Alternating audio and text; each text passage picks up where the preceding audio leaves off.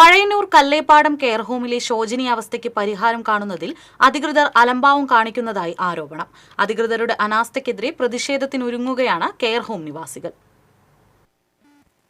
2021 December മാസം 6-നായിരുന്നു Kallepadam care ഹോമിന്റെ ഉദ്ഘാടനം. അന്ന് 10 ബ്ലോക്കുകളിലായി 40 വീടുകളാണ് വിവിധ കുടുംബങ്ങൾക്കായി കൈമാറിയത്. ഇപ്പോൾ ഇത് 30 കുടുംബങ്ങളായി ചുരുങ്ങി. അടിസ്ഥാന സൗകര്യങ്ങൾ ഒരുക്കുന്നതിൽ പഞ്ചായത്ത് അലംഭാവം കാണിക്കുന്നുവെന്നാണ് അന്തേവാസികളുടെ ആരോപണം. കെട്ടിടങ്ങളുടെ ചോർച്ച, ജനൽവാതിൽ എന്നിവ ചിതലരിച്ച് നാശമാകൽ, തെരുവ് വിളക്കുകളുടെ അഭാവം, ഇഴജന്തുക്കളുടെ ശല്യം, കുടിവെള്ള പ്രശ്നം തുടങ്ങിയ വിഷയങ്ങൾ കെയർ ഹോം റെസിഡൻസ് അസോസിയേഷൻ ചൂണ്ടിക്കാണിക്കുന്നു.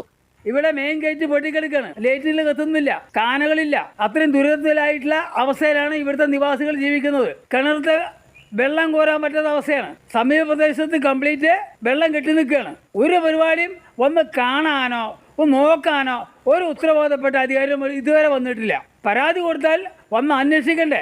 അവിടുന്ന് ഫോൺ ചെയ്ത് ചോദിക്കുകയാണ് ചെയ്യുന്നത്. അങ്ങനെ കാര്യമില്ലല്ലോ. നേരിൽ വന്ന് കാണേണ്ട കാര്യം നേരിൽ വന്ന് കാണണ്ടേ? കെയർ ഹോമിലെ പ്രശ്നങ്ങൾ സംബന്ധിച്ച് TCV മുൻപ് വാർത്ത നൽകിയിരുന്നു.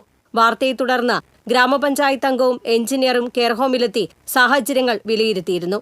എന്നാൽ ശാശ്വത പരിഹാരം ഇപ്പോഴും അകലെയാണ്. TCV news, Chelakkara.